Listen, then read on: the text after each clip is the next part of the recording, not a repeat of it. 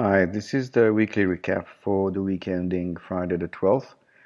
Not that we need to comment much. I mean, we've experienced quite a dramatic week, but it's always good to reflect and learn. So, we are going to first look at the daily chart. And of course, we've seen the channel being broken. The channel broke around the mid 2800s. And we had a support around 2865, 2860, and maybe what we should learn is that when such a salient support breaks, we should act probably more swiftly. And the thing that I mentioned actually at Monday's meeting, and I thought would be maybe a bit too late, actually it wasn't. That is always good to put a hedge when the market looks sour, like the put calendar.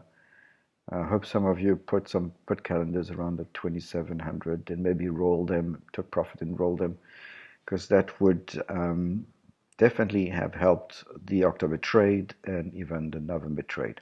Something to look also is if you want to look for short-term opportunity, you can look at a 1 hour chart. I mean, on IB, I look at the 1 hour chart. Although I'm not very good at timing, especially when the market is quite erratic. And here again, you see the very salient support level on the mid 2800 where we should have acted.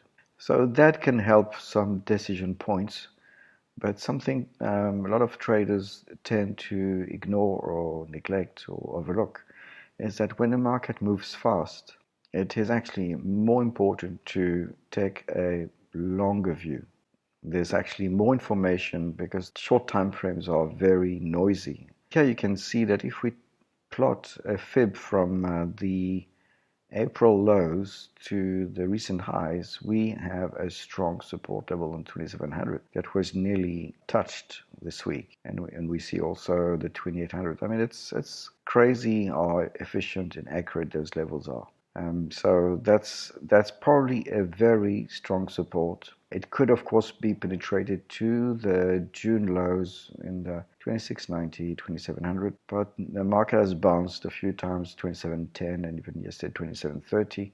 We can actually look at it again on the 1 hour chart. On Thursday, the low was 2710 and yesterday about 2730. So we may have some recovery, although it looks like we are not out of the woods. As I said yesterday, the market definitely needs to go back above 2790, 2800, or maybe even above now the pivot level on 2810, 12 to consider some form of recovery. If we look at this, you can see that the first salient fib is on exactly on 2800.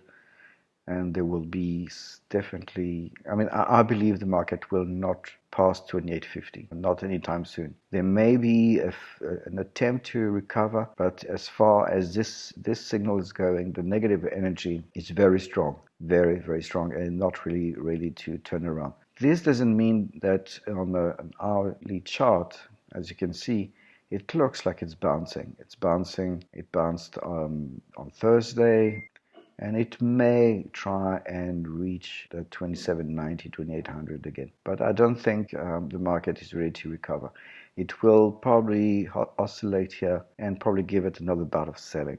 Sorry, there was a bit of an interruption here. So to recap, I believe we're going to hit the 2700 again. Maybe on Monday we'll have some extension, oscillation. I do believe I could have been wrong with regard to volumes.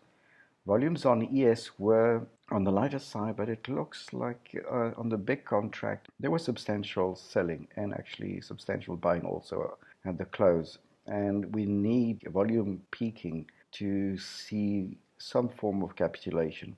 There is a chance that we will have another down leg, and hopefully not in a Fibonacci expansion one that would take us back to April lows. I do believe 2700 will hold. The range going forward, considering the volatility, is that it will be 2700 to 28, maybe if we're lucky, 2850, and the larger range is on the 2900 and maybe the 2650 area. I do believe this narrower range is wide enough for now. Going to the Russell had also a lot of selling, but it's already in a strong support area, and it could go down to maybe just below 1500. I don't believe it will.